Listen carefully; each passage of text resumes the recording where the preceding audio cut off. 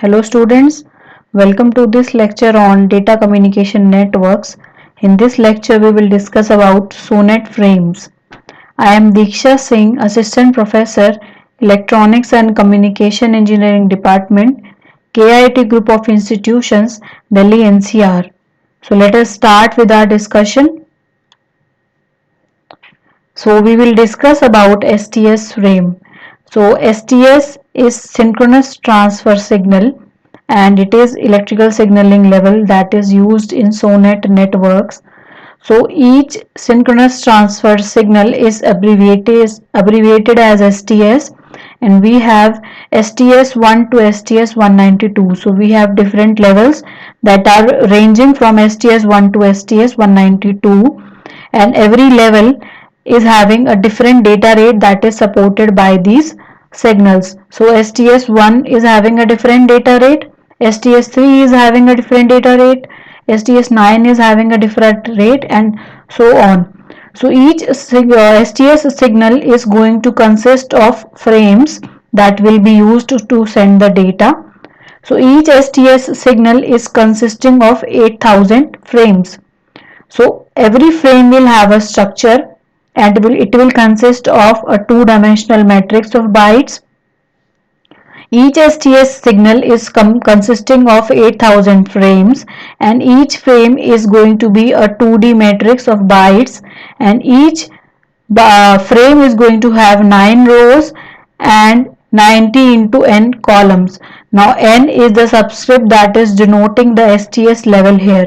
So for example, when we are working with STS1 frame, the value of n will be 1. So the frame structure will have 9 rows and 90 columns.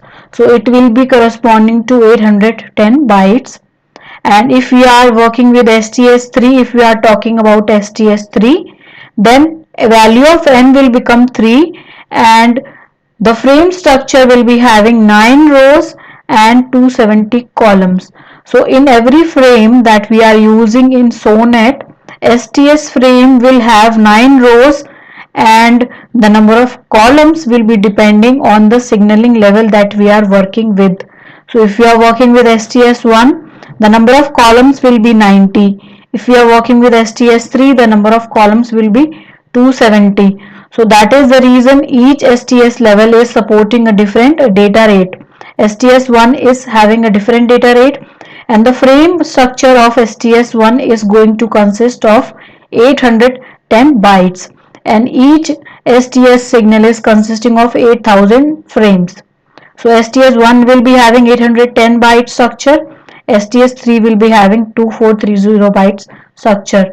So the general format of a STS1 and any STSN signal is shown in the figure that we will discuss in the next slide. So let us move to the STS frame structure.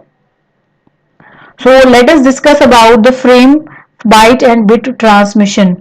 So when we are working with the SONET structure, one interesting point is that we are going to transmit the data at a fixed rate, and the data will be transmitted at a fixed rate which will be 8000 frames per second. Now why is this difference coming in the data rate of each STS signal? Because although we are sending 8000 frames per second, but every frame size will be different.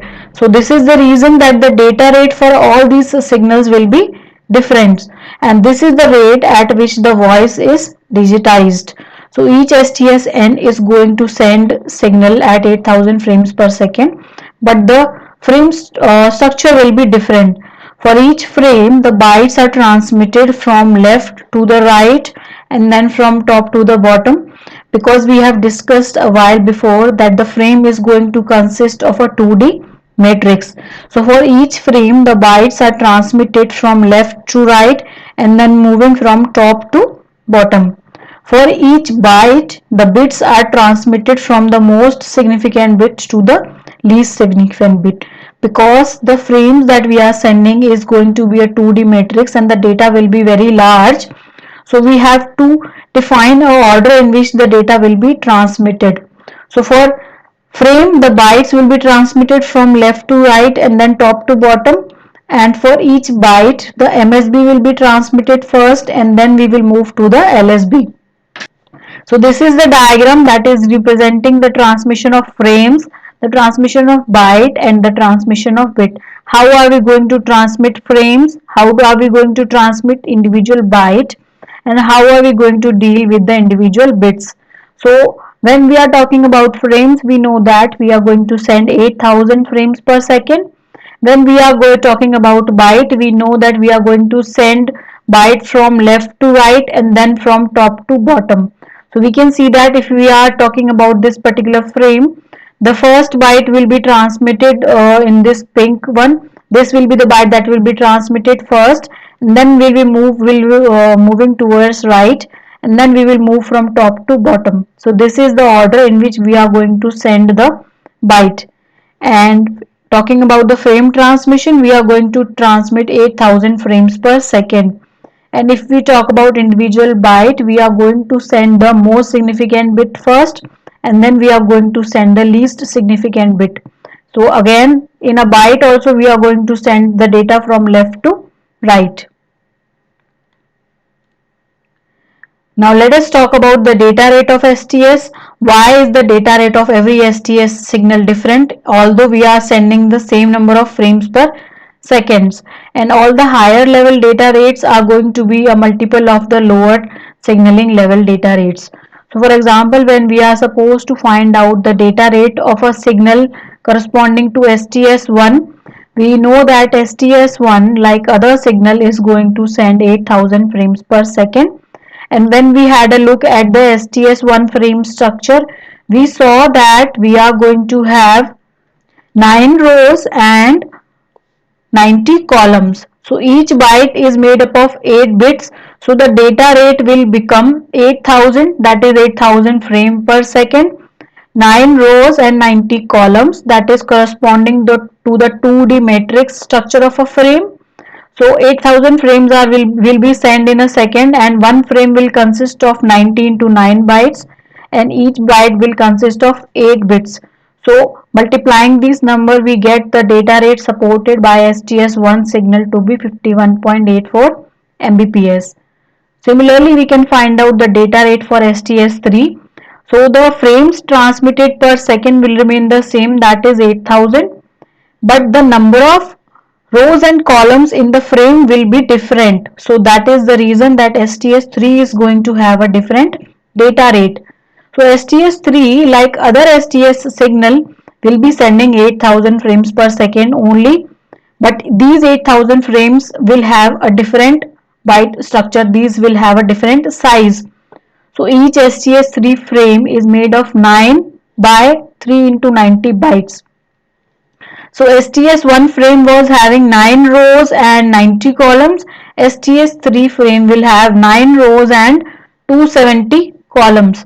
So here is the reason that the data rate for STS3 will be a bit higher, and the data rate can be obtained as 8000 multiplied by 9 into 3 into 90, that is corresponding to the 2D frame structure, and each byte is made of 8 bits. So multiplying all these numbers, we get the data rate to be equal to 155.52 Mbps. So STS3 is supporting a data rate of 155.52 Mbps. Note that in SONET there is an exact relationship between the data rate of different STS signals. We could have found the data rate of STS3 by using the data rate of STS1 simply by multiplying the latter by 3. So every signal level that is defined in SONET is going to be related to the lower signal levels by any multiplication factor. So we can find the relationship between different STS signals in SONET by multiplying them by certain numbers, because they are interrelated to each other. So STS in SONET, the data rate of an STS and signal is n times the data rate of STS1 signal. So if we know the fundamental data rate of STS1 signal, we can find out the data rate of higher STS signal by simply multiplying them by n. where n will be determined by the STS level that we are referring to. So if we are talking about STS 3, the value of n will be 3, and we can multiply the fundamental data rate of STS 1 by 3 to obtain the data rate for STS 3 signaling level. Now let us discuss about STS1 frame format. STS1 frame format will be the fundamental frame format because this is the lowest signaling level that exists in SONET. So the basic format of STS1 will be discussed, and it will consist of 9 rows and 90 bytes. Each will have 8 bits. So for a total of 810 bytes we are going to have in the STS1 frame. The first 3 columns of the frame are used for section and line overhead. The upper 3 rows of the first 3 columns are used for section overhead. The lower 6 lines are line overhead. The rest of the frame is called the synchronous payload envelope SPE, and it consists of the user data and path overhead needed at the user data level. So when we are sending a frame for a signaling level, when we are sending any frame, all the bytes in that frame will correspond to a different use. So the first 3 columns are used for section and line overhead, and the corresponding other bytes are also serving some purpose in the signal transmission. So this is an STS1 frame. We can see that we have 9 rows and 90 columns that correspond to 810 bytes of data. And for any STSN frame we can generalize the number of rows and columns. So the number of rows will remain same, number of rows will be n only, but the number of columns will change according to the STSN signaling level. So we can multiply 90 by n to find out the number of columns in any generalized STSN frame. So if we want to find out the number of columns in STS3, we can multiply by 90 with 3. That will be corresponding to 270 columns in the frame structure of STS3 signaling level.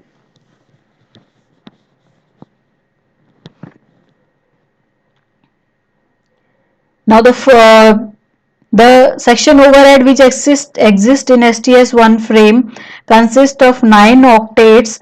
The labels, functions and organization of these octets are shown in the figure. So we can see that the first 3 are corresponding to A1, A2 and C1. So A1, A2 are the alignment bytes and C1 is the identification byte in this particular structure. Then we have B1, E1 and F1. So B1 is the parity byte, E1 is the order wire byte and F1 is the user byte. Then we have the last row that is corresponding to D1, D2 and D3.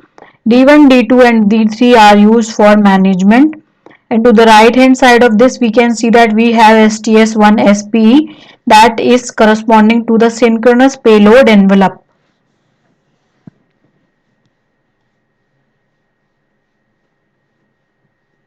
So total of 9 bytes are reserved for the section overhead, and the uses of these 9 bytes are also denoted here.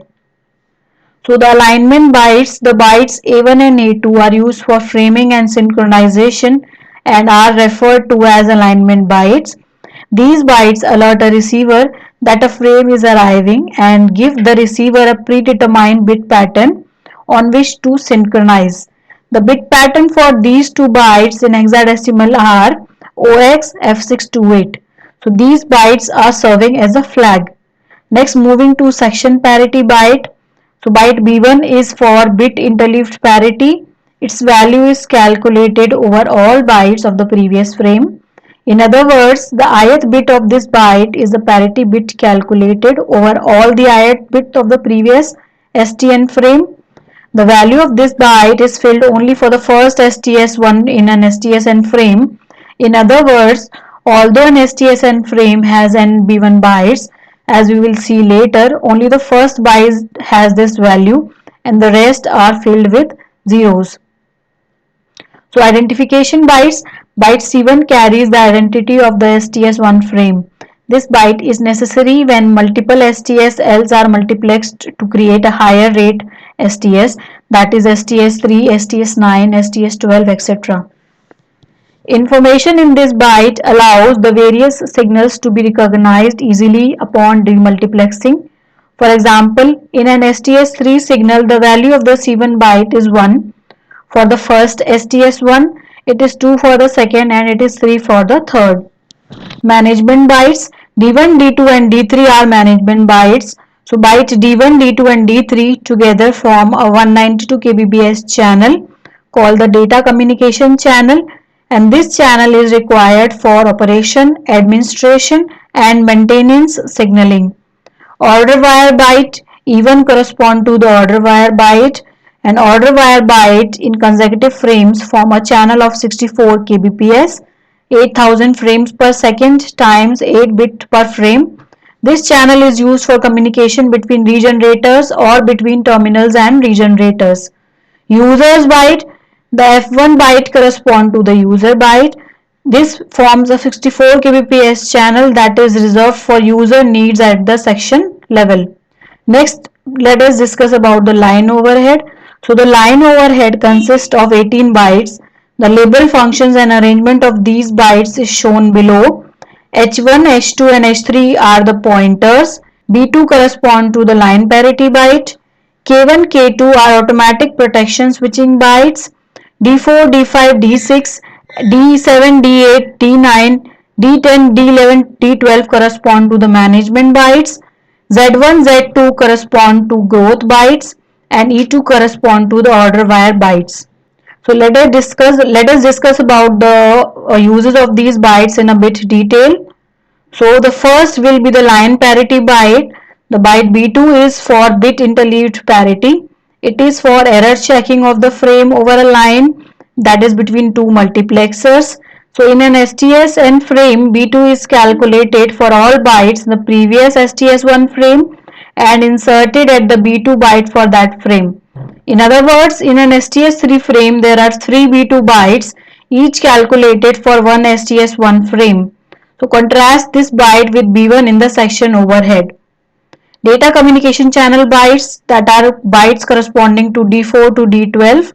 The line overhead D bytes in a consecutive frames form a 576 kbps channel that provides same service as the D1 D3 bytes but at the line rather than the section levels. So order wire byte, that is E2, the E2 bytes in the consecutive frames form a 64 kbps channel that provides the same functions as the E1 order wire byte but at the line level. Pointer bytes H1, H2 and H3. So byte H1, H2 and H3 are pointers. The first two bytes are used to show the offset of the SPE in the frame, and the third byte is used for the justification. Automatic protection switching bytes, that are K1 and K2. The K1 and K2 bytes in consecutive frames form a 128 kbps channel used for automatic detection of problems in line terminating equipment. So we discuss automatic protection switching APS. Growth bytes Z1 and Z2. The Z1 and Z2 bytes are reserved for future use. Now let us discuss about the synchronous payload envelope. The synchronous payload envelope contains the user data and the overhead related to the user data. One SPE does not necessarily fit into one STS1 frame, so it may be split between two frames. This means that the path overhead, the leftmost column of an SPE, does not necessarily align with the section or line overhead.